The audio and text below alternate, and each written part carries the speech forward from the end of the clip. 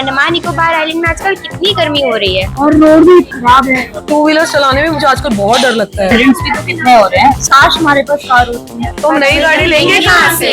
तो टेंशन किस बात की, मैं हूं ना। प्राइस कैसा रहेगा अगर मैं तुम लोगों को एक नई टू व्हीलर के प्राइस में एक अच्छी कार दिला दूं तो? क्या? चलो मेरे साथ। Welcome to the wheels. हमारे पास मोर देन 50 to 100 व्हीकल्स है। अब जितने भी ब्रांड बोले, हर ब्रांड का मेरे पास 1 से लेके 5 व्हीकल्स अवेलेबल है। कि आपका बजट क्या है, मैनुअल देख रहे हैं या ऑटोमेटिक देख रहे हैं, या पेट्रोल पे देख रहे हैं या डीजल पे देख रहे हैं, हर कोई व्हीकल बिल्कुल टेस्ट ड्राइव कर सकते हैं। हमारा से जो भी गाड़ी लेंगे आप विदिन 7 डेज के अंदर एक्सचेंज भी कर सकते हैं। अगर आप हमारे से कार लेते हैं तो विदिन 2 ईयर्स 3 ईयर्स के बाद आप हमारे को बेच भी सकते हैं। हर व्हीकल पे आपको हमारा लोन फैसिलिटीज भी अवेलेबल है। हमारा व्हीकल एक्सटेंडेड वारंटी के साथ भी आता है। वाह, मुझे तो टोयोटा चाहिए। मुझे तो टाटा। मैं तो Hyundai में जाऊंगी। मैं तो Mahindra. You know where to find the best. Deals! Today, I'm at Akash Institute, one of the top coaching centers in Sri Vijayapuram. For NEET, JEE, competitive exams, then this place is a game changer. Here, faculty have taught thousands of NEET and JEE toppers. 36 plus years of legacy in producing top rankers. और हम यही expert coaching ले आए हैं आपके Shri Vijayapuram. Last year, their students cracked JEE, NEET and Olympiad top rank. If you're aiming for IIT, AIMS or top engineering or medical colleges, Akash Sri Vijayapuram is your launch pad. Admissions open for this year 25-26. For more details, contact us today. जय हिंद। मैं कायनात news Andaman 24/7 में आप सभी का स्वागत करती हूँ। समुद्री क्षेत्र को हरित, स्वच्छ और टिकाऊ बनाने की दिशा में सरकार का बड़ा कदम। मैरीटाइम इंडिया विजन 2030 तैयार।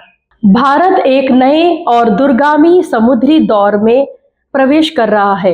देश की लंबी समुद्री सीमा, रणनीति, भौगोलिक स्थिति और बढ़ती औद्योगिक क्षमता को ध्यान में रखते हुए केंद्र सरकार ने मैरीटाइम इंडिया विजन 2030 को अंतिम रूप दे दिया है।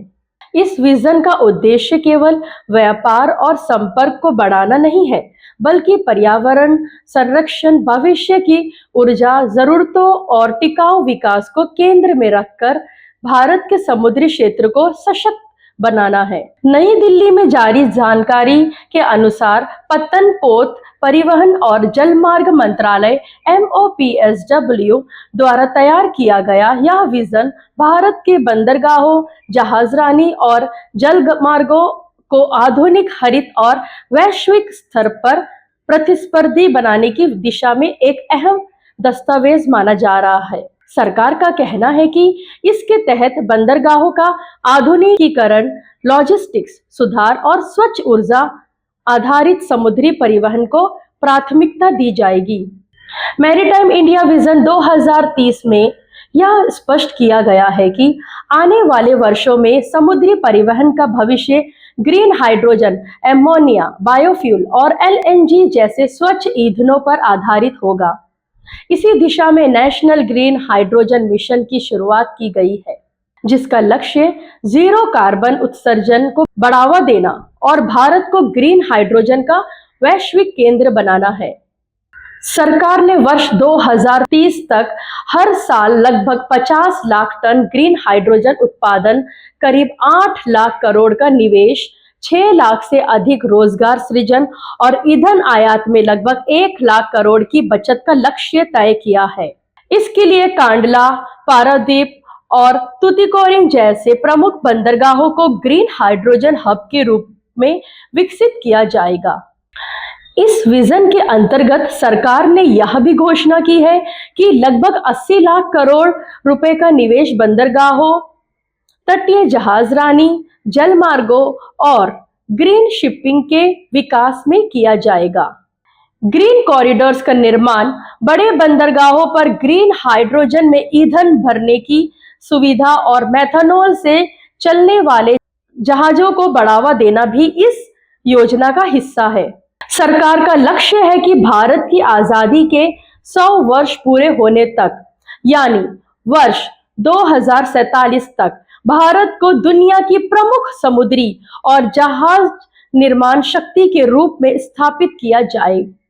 इसके लिए Harit Sagar green port guidelines 2023, national green hydrogen mission 2030, green tug transition programme 2024 और 25,000 करोड़ का मैरीटाइम डेवलपमेंट फंड जैसी योजनाओं को लागू किया जा रहा है। इन प्रयासों के माध्यम से सरकार का दावा है कि भविष्य में देश में स्वच्छ बंदरगाह, कम प्रदूषण वाले जहाज, आधुनिक लॉजिस्टिक्स सुविधाएं और मजबूत ब्लू इकोनॉमी विकसित होगी, जिससे पर्यावरण की सुरक्षा के साथ साथ आर्थिक विकास को भी नई गति मिलेगी। इससे भारत की लॉजिस्टिक्स कॉस्ट कम होगी, विदेशी पोर्ट्स पर निर्भरता घटेगी और भारत रीजनल ट्रांसशिपमेंट हब बन सकेगा। कुल मिलाकर मैरीटाइम इंडिया विजन 2030 भारत के समुद्री भविष्य की एक बड़ी रूपरेखा है। यह विजन अगर जमीनी स्तर पर संतुलित, पारदर्शी और पर्यावरण अनुकूल तरीके से लागू होता है तो भारत न सिर्फ आर्थिक रूप से बल्कि हरित और टिकाऊ विकास के मॉडल के रूप में भी दुनिया के सामने एक मजबूत उदाहरण पेश कर सकता है। आज के लिए बस इतना ही। तो मैं कायनात न्यूज़ अंडमान 24/7 की इस कड़ी से विदा लेती हूँ। जय हिंद।